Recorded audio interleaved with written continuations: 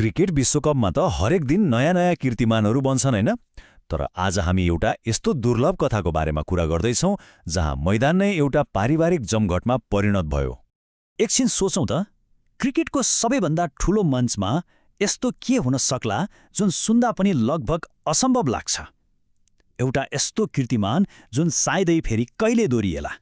यो रहस्यको पहिलो सङ्केत हो, नम्बर 6। अब यो 6 नम्बर सुन्दा त सामान्य लाग्ला, तर विश्वास गर्नुहोस्, यसको पछाडि लुकेको कथाले विश्व क्रिकेटलाई नै चकित पारेको थियो। हो, 6 जना खेलाडीहरू एउटै खेलमा एउटै मैदानमा। तर कथा यतिमै सकिँदैन, किनकि यी 6 जना खेलाडीलाई जोड्ने अर्को एउटा रहस्यमय नम्बर पनि छ। र त्यो नम्बर हो 3।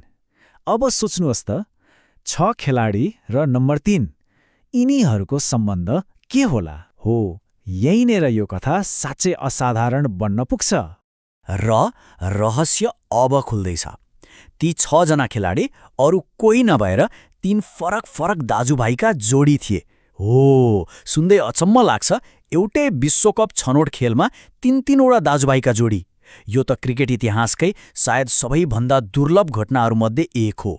यो ऐतिहासिक घटना भएको थियो 2024को T20 विश्वकप छनोट खेलमा, जहाँ नेपाल र इटाली पहिलो पटक एक अर्काको विरुद्ध खेल्दै थिए।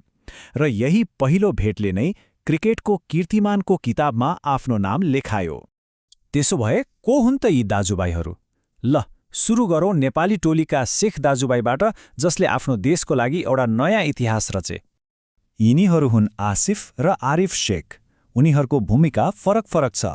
एकातिर आसिफ विकेट पछाडि किल्ला सम्हाल्छन् भने अर्कोतिर आरिफ ब्याट र बल दुवैले खेलको दिशा बदल्न सक्छन्। टोलीको लागि यो एउटा पर्फेक्ट ब्यालेन्स हो। उनीहरूको तथ्याङ्कले पनि यही कथा बताउँछ। आसिफले 69 खेलमा 1600 भन्दा बढी रन बनाएका छन्, जुन एक ओपनरको रूपमा उनको निरन्तरताको प्रमाण हो। आरिफले पनि एक अलराउन्डरको रूपमा टोलीलाई सधैँ महत्त्वपूर्ण योगदान दिएका छन्। यही प्रदर्शनले उनीहरूलाई नेपालका लागि विश्वकप खेल्ने पहिलो दाजुभाइको जोडी बनायो। यो उनीहरूको परिवार र पुरै नेपाली क्रिकेटका लागि एउटा गौरवको क्षण थियो। अब लागौँ इटालीको टोलीतिर, जहाँ यो पारिवारिक कथा अझै रोचक बन्छ, किनकि उनीहरूको टोलीमा एक होइन 2 दाजुभाइका जोडी थिए। पहिलो जोडी हो मानेन्ती दाजुभाइ ह्यारी र बेन। दुवै अलराउन्डर नै हुन्, तर आफ्नो विशेषताका साथ। ह्यारी ब्याटिङमा आक्रामक छन् भने बेन आफ्नो बलिङले विपक्षीलाई रोक्न माहिर छन्। तथ्याङ्कमा हेर्ने हो भने ह्यारीको बलिङको प्रभाव त स्पष्ट देखिन्छ।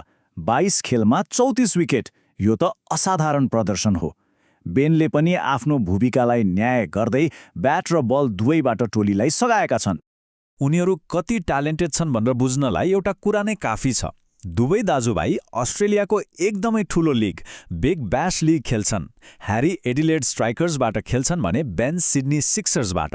यसले नै उनीहरूको वर्ल्ड क्लास क्षमता देखाइहाल्छ नि। अब इटालीको दोस्रो दाजुभाइको जोडीलाई भेटौँ, मोस्का दाजुभाइ। एन्थनी र जस्टिन दुवै टप अर्डर ब्याटर हुन्। तर एउटा रोचक कुरा के छ भने एन्थनी दायाँ हाते र जस्टिन बायाँ हाते ब्याटिङ गर्छन्, जसले बलिङ गर्ने टोलीका लागि सधैँ एउटा चुनौती खडा गर्छ। उनीहरूको तथ्याङ्कले देखाउँछ कि इटालीको टप अर्डर उनीहरूमाथि कति निर्भर छ।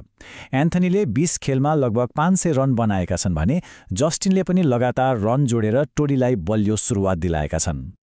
अन्त्यमा यो घटनाले क्रिकेटलाई एउटा खेलभन्दा धेरै माथि उठाएको छ। यो त मैदानमा भएको एउटा अद्वितीय पारिवारिक जमघट हो, जहाँ भाइचारा र खेल भावना एकैसाथ देखियो।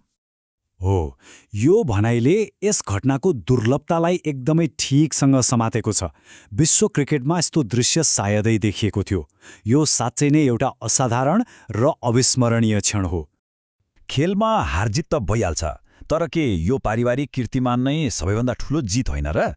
यो प्रश्नले हामीलाई खेलभन्दा परको मानवीय सम्बन्ध र भावनाबारे सोच्न बाध्य बनाउँछ।